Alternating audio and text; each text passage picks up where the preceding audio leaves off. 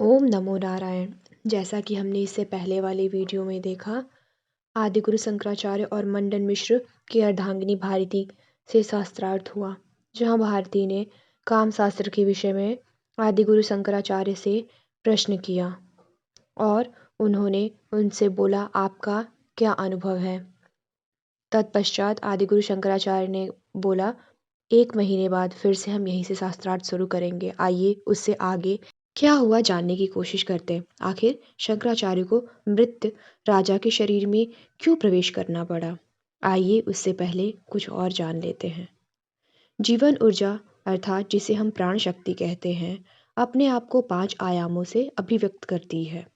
पहला प्राण, दूसरा वायु, तीसरा समान, तीसरा अपान और चौथा उदान और आखिरी व्यान। प्राण शक्ति के इन 5 आयामों के अलग अलग काम हैं। प्राण श्वास क्रिया, विचार क्रिया और स्पर्श के अनुभव को संभालता है। आप कैसे पता लगाते हैं कि कोई जिंदा है या मृत? सांस रुक जाने पर उसे मरा हुआ माना जाता है। सांस तभी रुकती है जब प्राणवायु बाहर निकलते हैं। लगभग 1.5 घंटे में प्राणवायु पूरी तरह बाहर निकल जाती है। इसीलिए हमारे यहाँ परंपरा है, सांस रुक जाने और मृत घोषित करने के बाद मृत व्यक्ति की अंतिम संस्कार तुरंत नहीं करते, परंतु 1.5 घंटे तक रुकते हैं, क्योंकि उस समय तक उसकी विचार क्रिया और स्पर्श अनुभव पूरी तरह बंद नहीं होती। कोई प्रकार से जो व्यक्ति अभी भी जीवित है, क्योंकि इतने समय में उसे चिता पर आग का एहसास हो सकता है, क्योंकि प्राणवायु के बाकी आयाम तो अभी भी शरीर में ही है। अंतिम आयाम व्यान 12 से 14 दिनों तक वहीं रह सकता है। शरीर का टिके रहना और एक रूप में रहना व्यान की वजह से ही होती है। जब आदिगुरु शंकराचार्य अपने शरीर में से बाहर निकले तो उन्होंने अपने व्यान को प्रणाली में ही रहने दिया, क्योंकि शरीर को सही रूप में रखना अत्यंत आवश्यक था।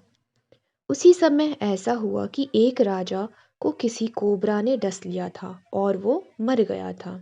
जब कोबरा का जहर किसी के शरीर में घुसता है तो खून जमने लगता है और सांस लेना कठिन हो जाता है। तब खून का बहना मुश्किल होता है, तो प्राणवायु के निकल जाने से पहले ही सांस रुक जाती है। अगर किसी को इस शरीर में प्रवेश करना हो तो एक अच्छी स्थिति होती है।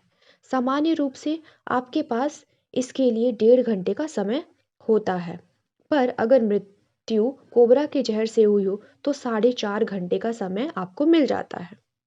आदिगुरु शंकराचार्य को ये मौका मिला और वे आसानी से राजा के शरीर में प्रवेश कर गए। उसके बाद उन्होंने वो सब कर लिया जिससे वो अनुभव कर के उस सवालों का जवाब दे सके भारती को, जो उन्होंने शास्त्रार्थ में पूछा था।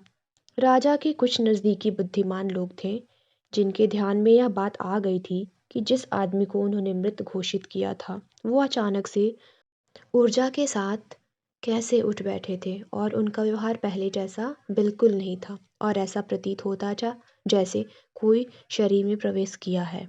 उन्होंने सारे शहर में सैनिकों को भेजा कि अगर कहीं भी कोई भी मृत शरीर दिखे तो उसे तुरंत जला दे, जिससे अगर उस जीव ने जिसने शरीर छोड़ा है, राजा में प्रवेश किया है, वो वापस ना जा सके, क्योंकि अब राजा जीवित है और सारे काम सुचारू रूप से चल रहे हैं।